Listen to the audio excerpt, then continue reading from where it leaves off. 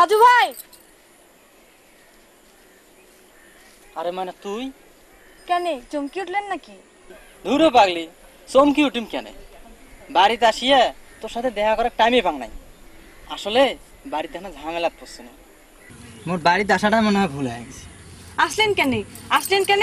শহরত তো মেলা বাহারে চিংড়ি পাওয়া যায়, মোর মতো ময়নার আর কি দরকার?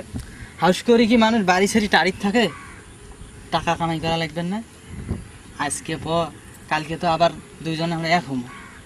যাও, তোমার আর লজ্জা শরম কিছু নেই, সব ধুইয়া খাইছেন।